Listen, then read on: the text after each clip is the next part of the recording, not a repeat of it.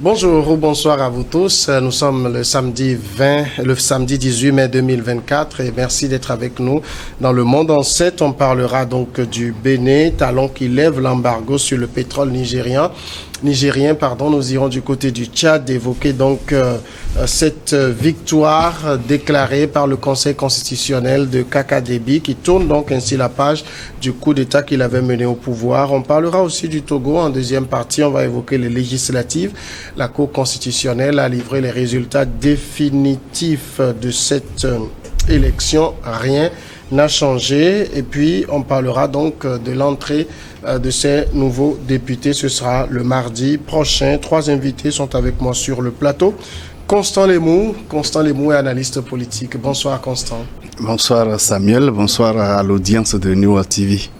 Merci d'accepter notre invitation. Tout le plaisir pour moi. Face à vous, nous avons Akleso Esso qui est consultant et coach. Bonsoir Akleso. Bonsoir Samuel et bonsoir à Lemou, ça fait longtemps que je ne l'ai plus vu. Et bonsoir à tous les téléspectateurs de Niwa, du Togo et ailleurs. Et merci d'accepter l'invitation. Troisième invité du plateau, c'est Maulolo Arija Samson. Il est écrivain et journaliste. Bonsoir Samson. Bonsoir Samuel, bonsoir mes co-débatteurs. Merci pour l'invitation. Merci à vous aussi d'accepter l'invitation de l'émission. Je vous en prie. On prend tout de suite la direction du Bénin. Le Bénin a levé de façon ponctuelle l'interdiction de l'embarquement du pétrole nigérien. C'est ce qu'a annoncé, c'était le mercredi 15 mai dernier, le ministre béninois des Mines, Seydou Adambi, lors d'une conférence de presse conjointement animée à Cotonou avec le représentant de la délégation chinoise en mission dans le pays. Il faut dire que le président Patrice Talon a reçu à la présidence ce même jour une délégation chinoise conduite par l'ambassadeur de Chine au Bénin. Et lors de cette rencontre, dont l'objectif est d'apaiser les tensions entre le Bénin et le Niger, le sujet de l'oléoduc avait été à l'ordre du jour. Pour le rappel des faits, entre le Bénin et le Niger, il y a un oléoduc qui conduit le pétrole du Niger jusqu'à Sémé, là où se trouve le port, où le pétrole doit donc être chargé. Cet oléoduc a été construit par une société chinoise qui doit donc charger le pétrole brut afin d'aller le raffiner. Mais depuis que le Niger a décidé de maintenir ses frontières fermées avec le Bénin, eh bien, Patrice Talon joue justement sur la question du pétrole pour un peu faire pression sur le Niger. Samson Arija, est-ce que d'abord vous comprenez aujourd'hui la position du président béninois Patrice Talon qui se sert du pétrole comme d'une guerre, d'une arme de guerre pour amener le Niger à ouvrir ses frontières officiellement? Oui, je comprends cette position, même si selon moi, elle ne se justifie en rien. Pour la simple raison que le Bénin veut faire comprendre au Niger que c'est la page est tournée, que cette volonté qu'ils ont eue au début d'intervenir militairement pour réinstaller Bazoum au pouvoir était une question de la CEDEAO qu'ils ont suivi. Donc naturellement, il faudrait que le Niger comprenne que tout ça est terminé. Mais ce n'est pas normal. Quand cette posture que le Bénin a tenue au début de la crise nigérienne, qui consistait, on a vu à l'époque le ministre des Affaires étrangères, Ségou Bakari, venir à la télé plusieurs fois défendre devant des journalistes qu'il fallait qu'ils aillent intervenir militairement au Niger pour réinstaller Bazoum, en donnant parfois des comparaisons complètement tirées par les cheveux. Et aujourd'hui, c'est normal que les Nigériens se sentent blessés par un partenaire de longue date et qu'ils veuillent se venger en quelque sorte, même si cela aussi ne se justifie pas. Donc le Bénin doit plus privilégier les voies diplomatiques que la force sur ce point selon moi. Et finalement, une fois encore, la diplomatie de M. Talon a pris une raclée parce qu'après avoir déclaré qu'il ne comptait pas permettre aux navires chinois de prendre le pétrole tant que la frontière ne sera pas ouverte, quelques jours après, il a dû céder parce que dans cet accord-là ne concerne pas que le Niger et le Bénin, ça concerne 3 parties. Et la Chine ayant déjà payé les 400 millions de dollars au Niger pour prendre le pétrole, n'allait pas rester là à attendre que cette guerre-là prenne la fin. Donc encore une fois, malheureusement, Talon a voulu montrer les muscles, mais une fois encore, les Nigériens lui ont fait comprendre qu'ils étudient toutes les possibilités avant d'agir. Et ce qui est bien dommage selon moi.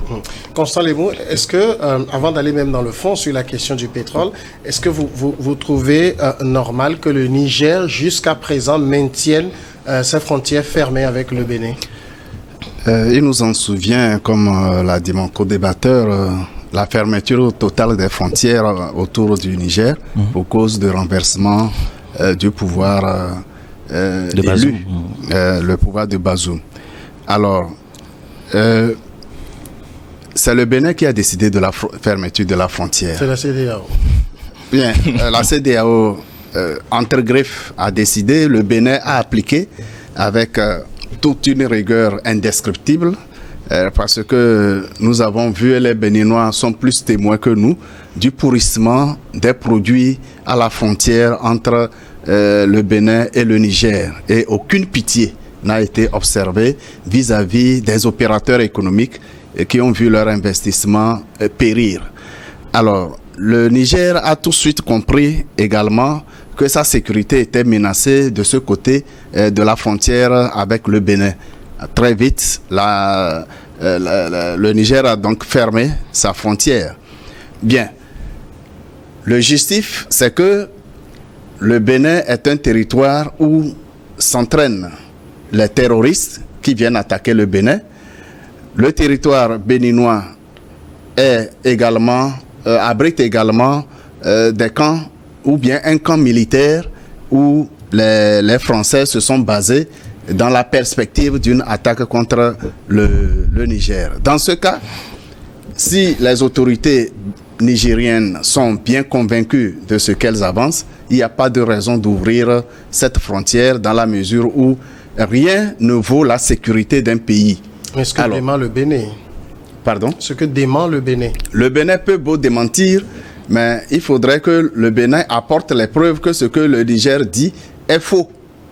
Alors, il fallait une enquête à tous les niveaux et de façon approfondie avec des experts neutres pour vraiment apporter la preuve contraire de ce que les autorités nigériennes déclarent.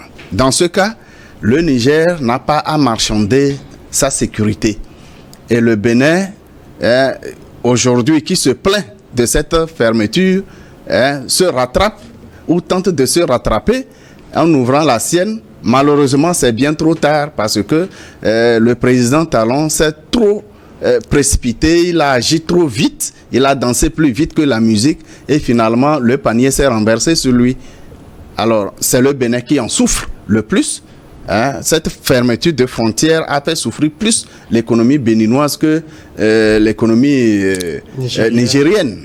Au début, nous disions sur ce même plateau qu'en réalité, ces sanctions inhumaines contre le Niger n'avaient pas seulement pour conséquence de fatiguer le Niger, mais les pays qui ont un littoral par où passent les produits du Niger, ces pays également auront à payer un lourd tribut de ces sanctions mal réfléchies parce que dictées de l'extérieur, parce qu'aucun pays de la CEDEAO n'était bénéficiaire d'une quelconque manière de ces sanctions. D'accord. À Clé-sur-Essor, on sait que, et je l'ai rappelé, c'est la communauté économique des États de l'Afrique de l'Ouest qui a pris la décision de sanctionner le Niger et donc de procéder à la fermeture des frontières. Les pays n'ont fait qu'obtempérer. Le Nigeria également l'avait fait. Tout récemment, les frontières ont été ouvertes du côté du Nigeria et le Niger les a ouvertes également. Alors pourquoi dans le cas du Bénin, le Niger nourrit encore des craintes? D'abord, Samuel, je voudrais qu'on fasse un feedback pour comprendre que quand on a perpétré le coup d'État, ce n'est pas la CEDEAO, c'est le Niger d'abord qui a dit au début qu'il a fermé les frontières terrestres, aériennes et puis et consorts là. Donc, c'est le Niger qui a fermé d'abord. Maintenant, c'est par la suite que la CEDEAO aussi a fermé, on l'a dit de revenir à l'ordre constitutionnel. C'est à cela. Maintenant, quand on est dans une communauté, et il y a partout, les lois le pays ou les directives de la communauté s'imposent dans la construction d'un état de droit. C'est pour éviter que les coups là fassent, comment ils appellent ça, effet domino pour se répéter. Et c'était dans cette perspective qu'on demandait à ce qu'on revienne à l'ordre constitutionnel. ensuite, le Bénin n'a pas été plus dur que le Nigeria, parce que le Nigeria a coupé le courant qui a causé des dégâts au Niger. Donc moi, je me dis que si nous parlons de la souveraineté d'un État, le Bénin a tous le droit de fermer ou d'ouvrir la frontière avec le Niger. Et quand on le dit jusqu'à présent, c'est le Niger qui se plaint par rapport à ça. Le Niger dit que le Bénin veut déstabiliser son économie, alors que le Bénin aussi dit, au moment où le Niger a décidé unilatéralement de fermer la frontière, il n'avait pas dit que ça devait prendre la voie diplomatique. Ce n'est pas Talon qui a privilégié le coup de forme. Le Niger n'avait pas utilisé la voie diplomatique. Et quand vous suivez les médias, le premier ministre nigérien lance des invectives chaque fois sur le Bénin.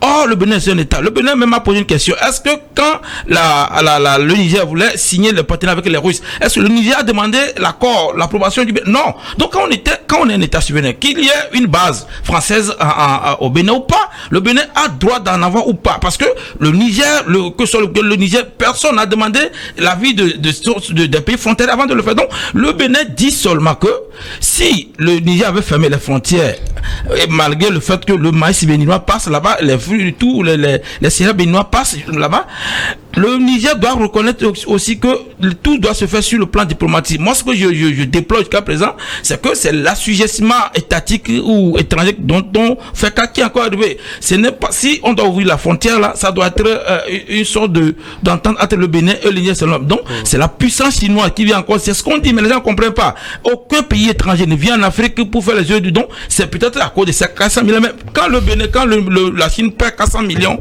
ou 400 millions au Niger, ce n'est pas au Bénin la paix. Ça, le Bénin peut refuser de bon droit. Et quand on construit les zoologiques ou les peuples là, c'est que c'est pour éviter qu'un jour, trois, vous rentrez en guerre. Moi, je pense que le Bénin n'a pas fait mal puisque le Nigeria, mais si. En même temps, vous avez vu tout l'activisme dont le Bénin a fait preuve pendant cette crise-là. Oui, et sur l'intervention militaire. Oui, vous voyez. Quoi inquiéter le Niger aussi. Oui, le Niger, le Bénin.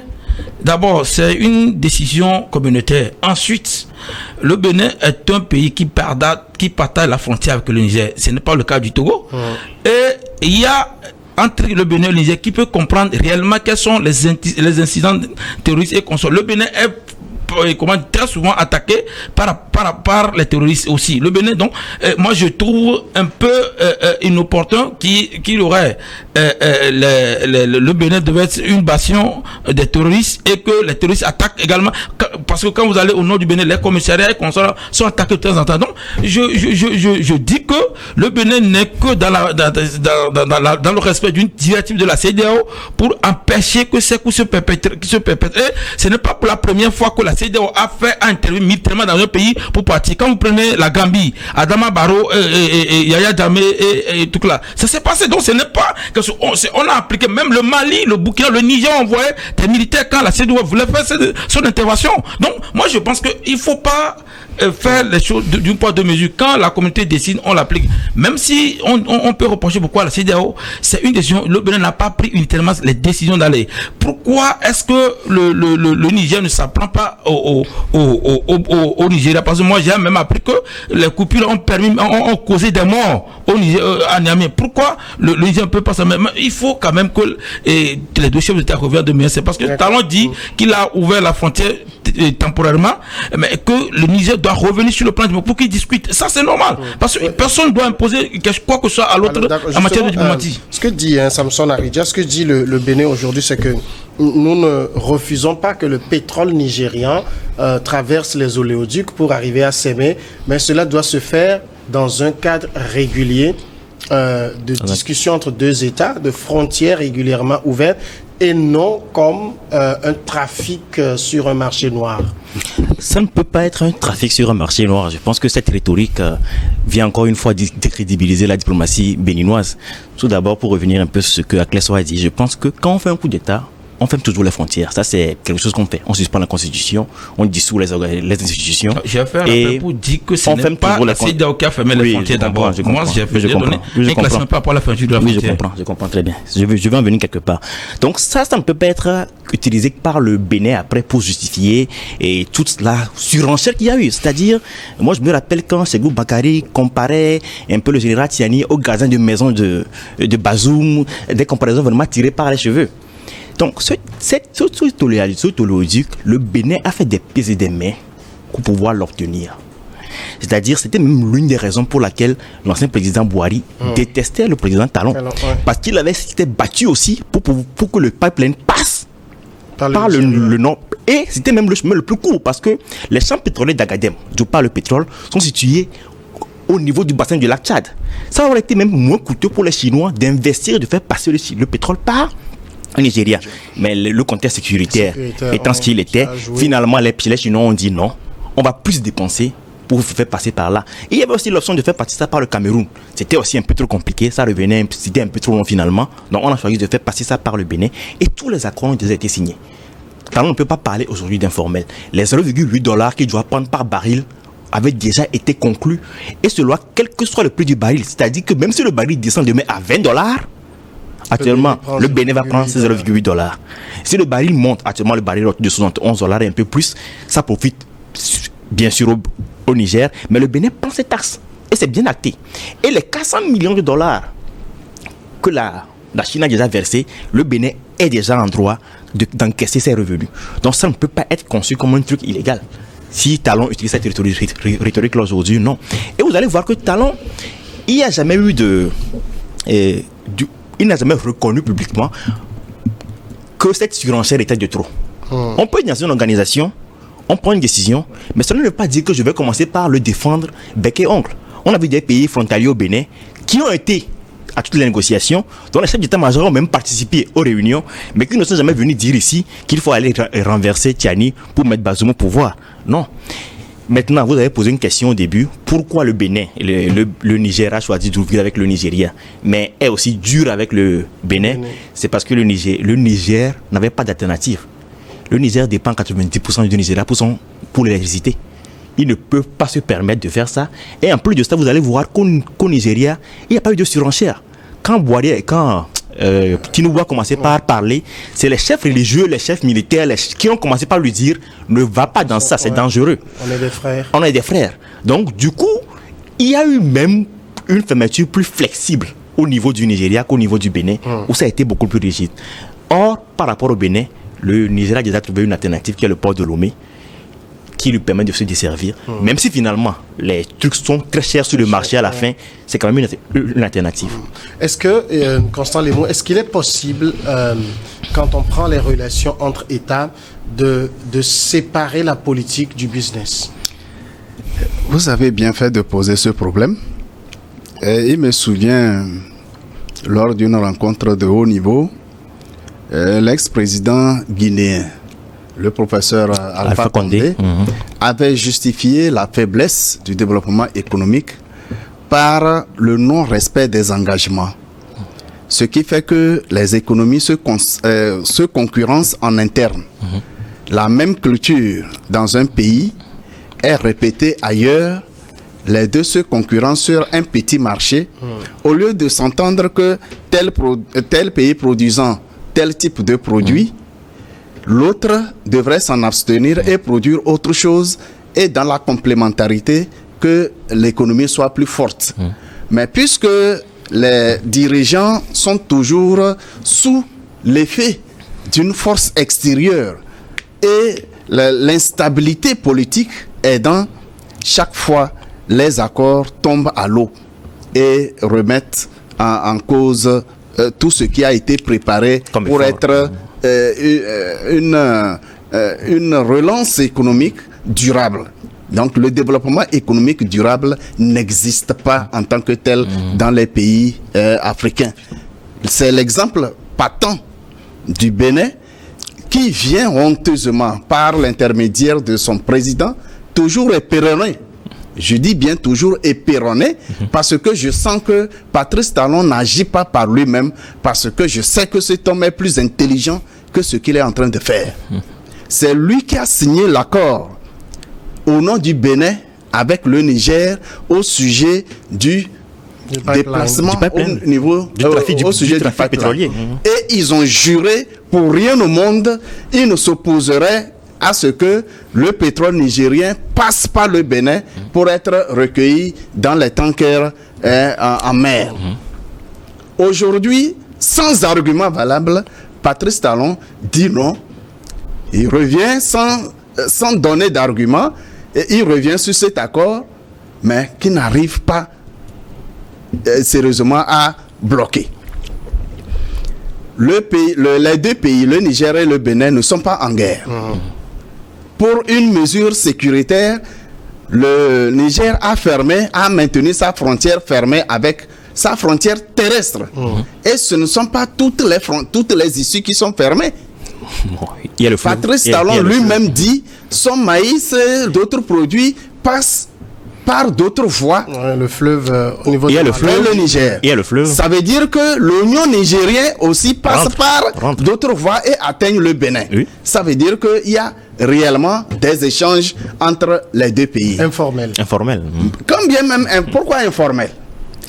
Quelle que soit la voie. Ce n'est pas seulement la route de Malanville seulement qui constitue la porte d'entrée, même si cette voie n'était pas fermée. Ce n'est pas la seule voie d'accès ou la seule voie d'échange entre le Bénin et le Niger.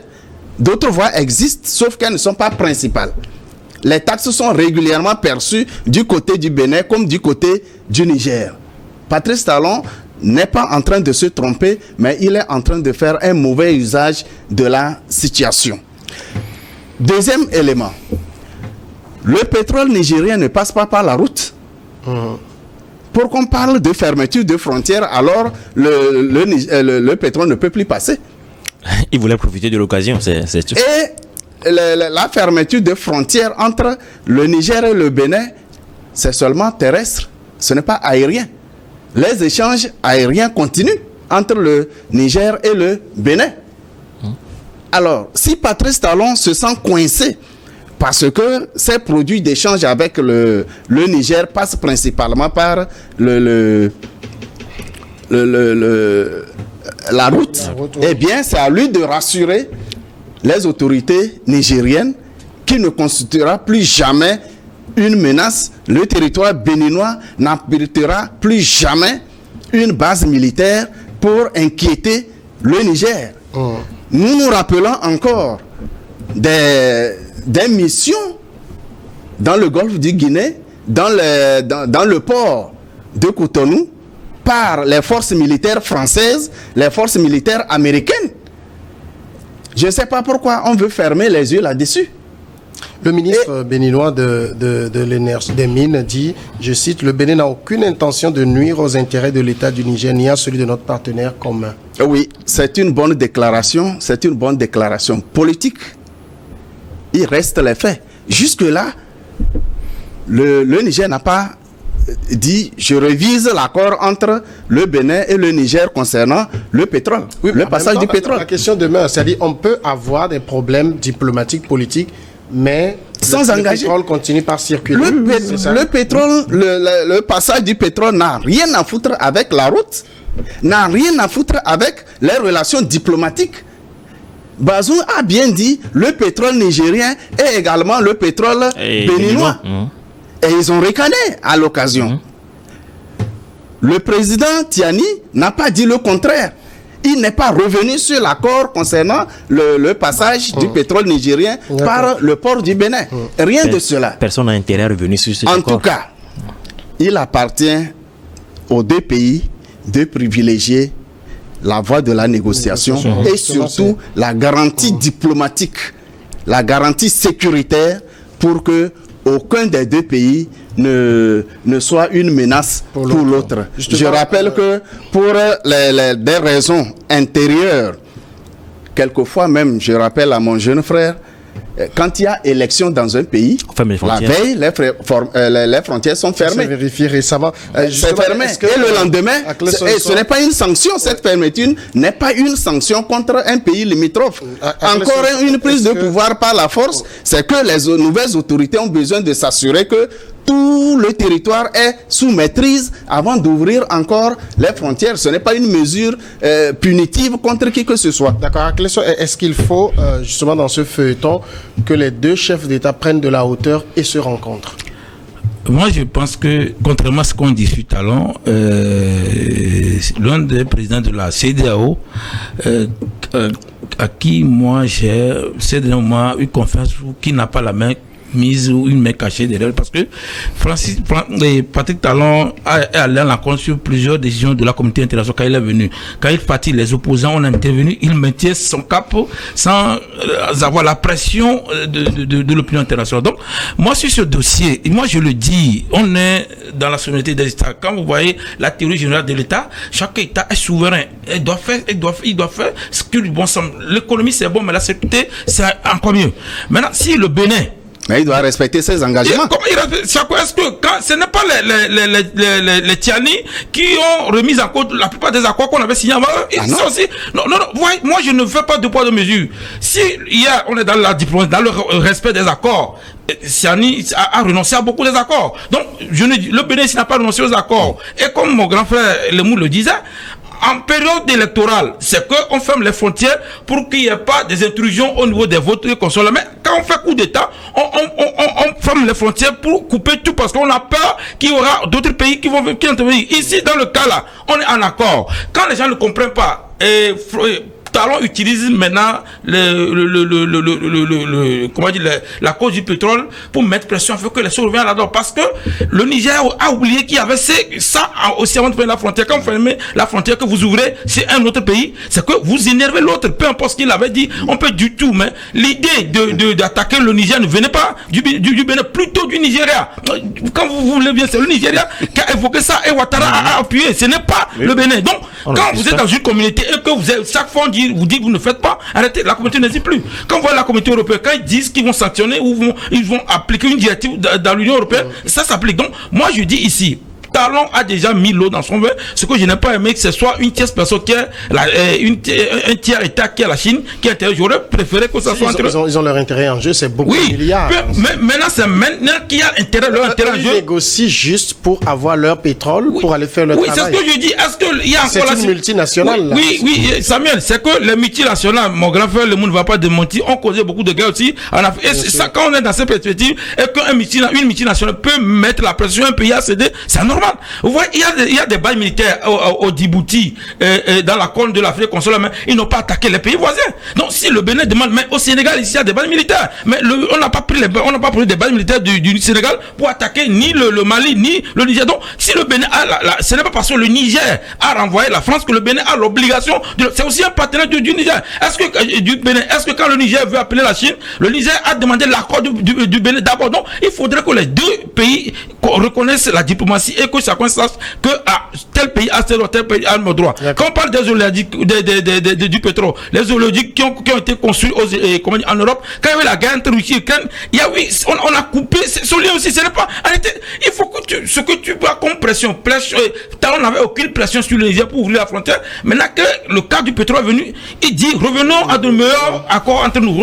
C'est ce qu'il demande. Donc si le Niger trouve que le Bénin, le pétrole plus important qu'il signe. Maintenant, les frontières seront ouvertes, mais vous faites ici, vous faites cela. Il faut parce que les économistes ou les entrepreneurs nigériens aussi perdent. Ce n'est pas que le Bénin. Même quand on dit ça passe des écoles, c'est parce qu'on sait que même le Bénin aussi peut obtenir l'annuel qu'on n'a pas d'autres moyens. Ça peut aussi continuer, mais on dit qu'il faut normaliser ces relations pour que quand vous faites des échanges en dehors de la plateforme officielle, c'est que vous êtes dans l'irrégulier, vous faites le commerce illicite. C'est ça qu'il est en train de dire. D'accord.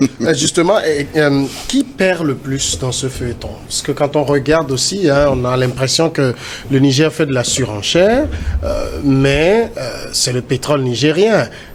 Plusieurs centaines de millions sont perdus par jour dans cette affaire. Bon, ce que je dirais, c'est que sur le long terme, les deux pays seront perdants.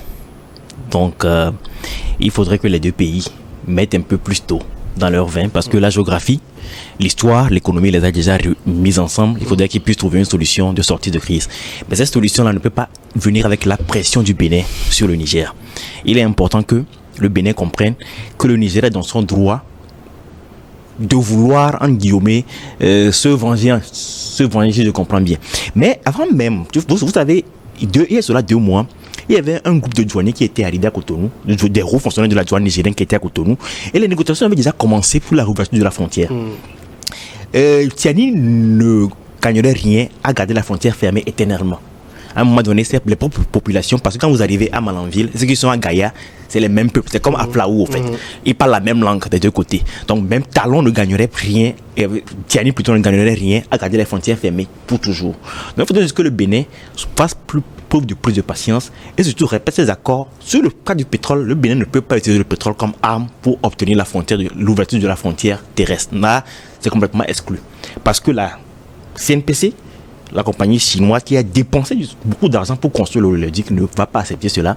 Et cela même peut nuire au Bénin en tant qu'État parce que c'est contraire aux règles de l'OMC. Donc, sur ce n'est pas le moyen de pression qu'il faut utiliser. Que le Niger même ne respecte pas. Qu'il faut utiliser. Ce n'est pas ce terme de pression qu'il faut utiliser.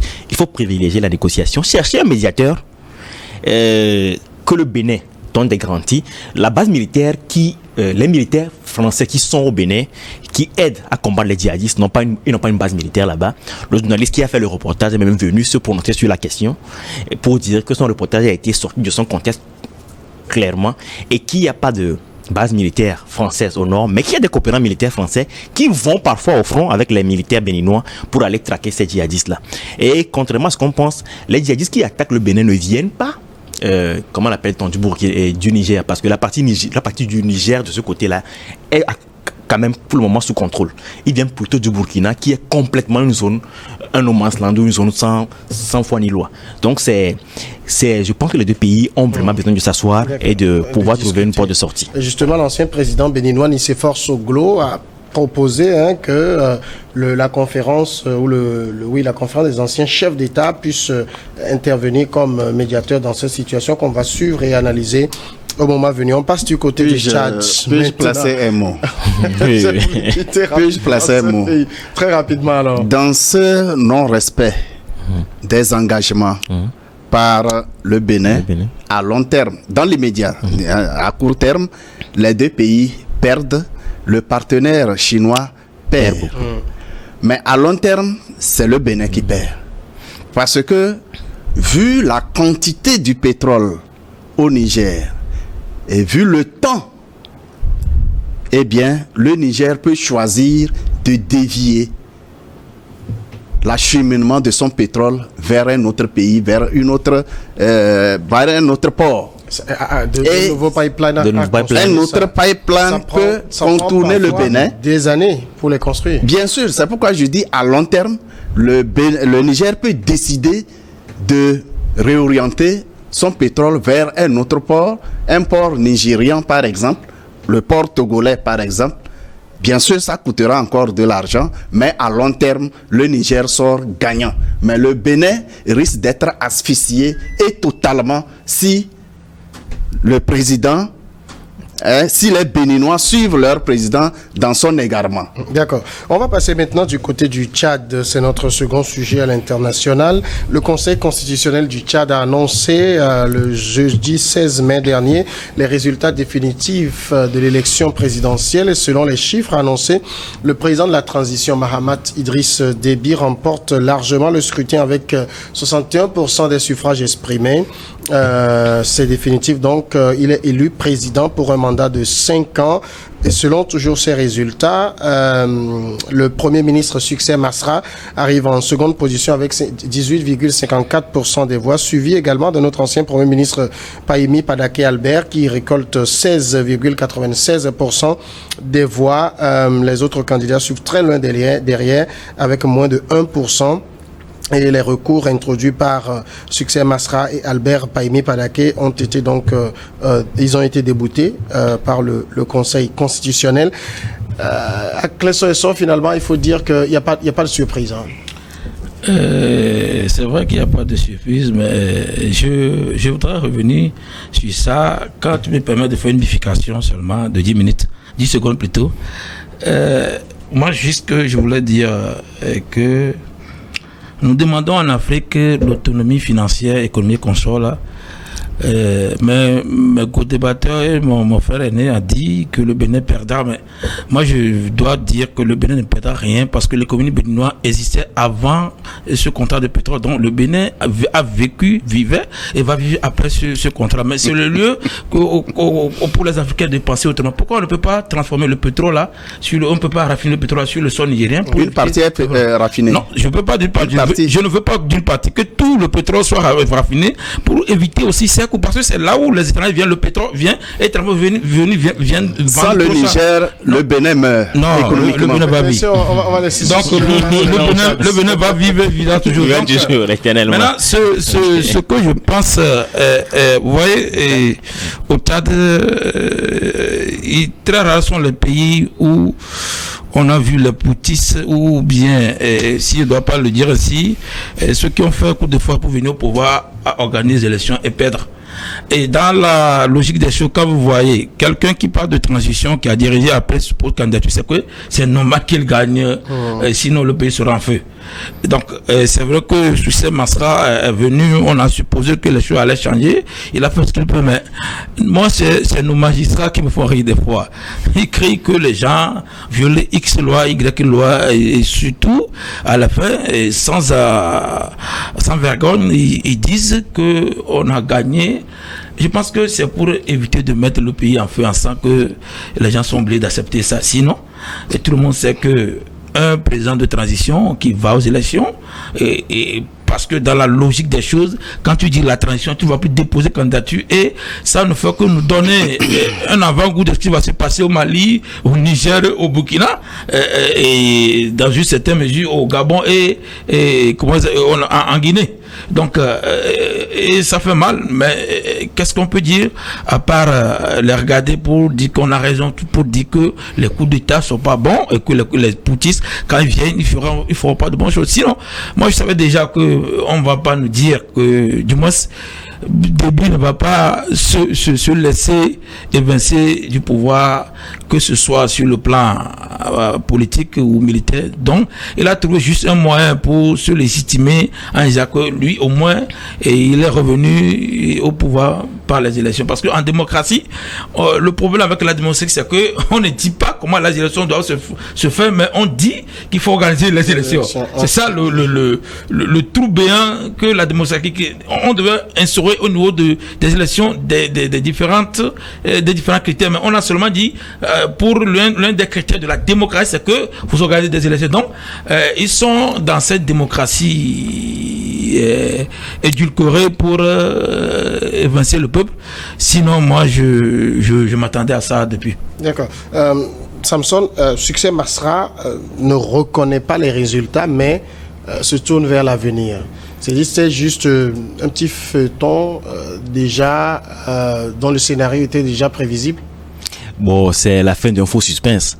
Le fait même que Succès Masra, après tout ce qu'on lui a, on l'a vu dire faire, est revenu finalement devenir premier ministre de la transition et a même reconduit le gouvernement qui était le gouvernement précédent, a montré qu'il était dans une autre logique au fait. Donc vous avez vu qu'il n'y a pas eu trop d'agitation aussi dans la rue de N'Djamena après l'annonce des résultats. Et il n'est pas les cas dans l'histoire où on a pu battre par les urnes un régime militaire en Afrique qui a le soutien de l'Occident sont presque inexistants. Et Adjamé était un cas à part parce qu'il n'avait pas le soutien de l'Occident. On le trouvait un peu trop fantasque, donc on a profité de l'occasion pour le dégager. Mais un régime militaire qui a le soutien de l'Occident, comme le régime tchadien, qui incarne ce soutien-là, ne peut pas être battu dans les urnes. Ce que Succès Masra va faire, c'est probablement faire une déclaration dans les jours à venir et accepter encore de former un gouvernement d'union nationale pour, soi-disant, se tourner vers l'avenir. Donc c'était la fin d'un faux suspense. C'est quand même assez triste pour le Tchad. Mais je pense que l'erreur serait que Déby fils dorme sur ses lauriers parce que le Tchad est un pays où il y a une transition de rébellion assez forte. Pas une semaine avant la proclamation des résultats, son ministre des Affaires étrangères, de la Défense plutôt, était à Niamey pour parler avec les militaires nigériens d'une rébellion qui se formerait actuellement à la frontière, dans la zone des trois frontières, mais pas des trois frontières au niveau du Niger, du Mali et du Burkina, mais du Tchad, de la Libye et du Niger. Et cette rébellion-là a déjà attaqué des positions de l'armée nigérienne. On n'a pas eu assez de détails, on ne connaît pas le nombre de morts. Et c'est une rébellion à forte connotation Toubou, un groupe ethnique qui est très mécontent du gouvernement de Déby. Et de l'autre côté aussi, il y a ce qui se passe actuellement au Soudan.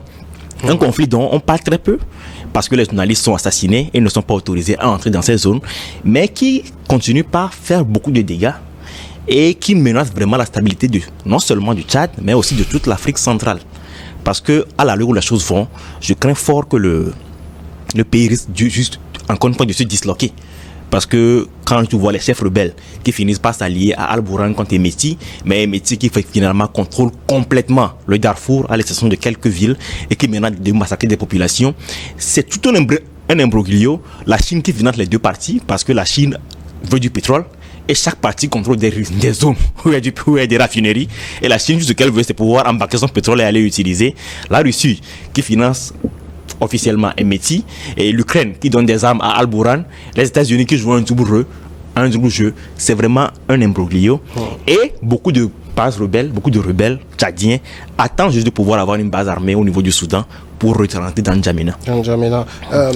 Je dis les déclarations de succès Masra correspondent aussi un peu à celles de Albert Pahimi Padaké. Les deux perdants, 18% et 16%, les deux premiers ministres, il faut le dire, l'ancien premier ministre et l'actuel premier ministre. Ça veut dire finalement que toute l'opposition comprend qu'il ne sert à rien de s'opposer au verdict de cette élection. C'est bien évident que les deux hommes politiques qui ne doutent pas de leur victoire ont compris la réalité à en prendre en compte dans leur lutte politique.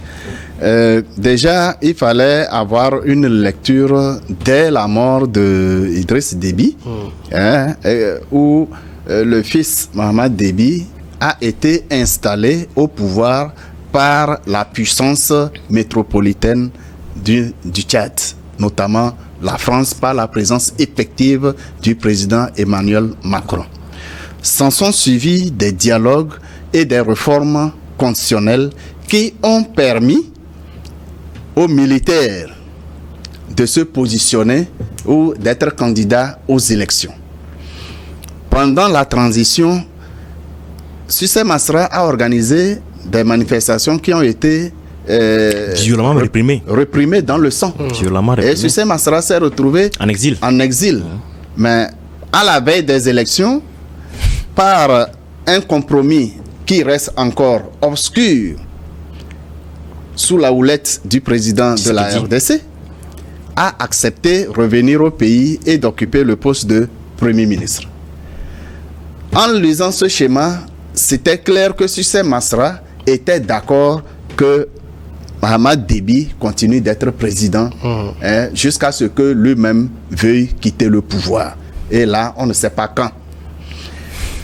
Ce scénario d'élection présidentielle, en réalité, c'était juste pour légitimer. C'était une régularisation du pouvoir de Mohamed Déby. C'était une régularisation.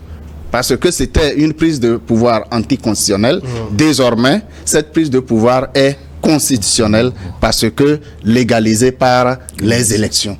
Sucé Masra a carrément changé de langage et il est dans son rôle défini dans l'accord secret avant sa nomination au poste de Premier ministre. Il devrait revenir, il devrait occuper ce poste de Premier ministre, il devrait participer aux élections avec la garantie que c'est Mohamed Déby qui serait élu président. C'est ce qui est fait. Et pour, disons, pour masquer ce qui est bien visible, il réclame la victoire. Réellement, il a gagné, mais il a accepté qu'il ne gagnerait pas. Ensuite, il ne demande pas à ses militants déçus de sortir dans les rues pour manifester. Il tire d'abord le son des manifestations réprimées dans le sang récemment. Et ensuite, ayant accepté cet accord secret, il ne peut plus demander à ses militants de manifester violemment. Et il dit bien il n'y a plus de recours juridique par rapport à ces élections. Il faut consommer les résultats tels que proclamés. Je trouve que c'est plus sage ainsi. Parce que au Tchad, c'est le langage des armes. Les Tchadiens ne s'expriment que par les armes.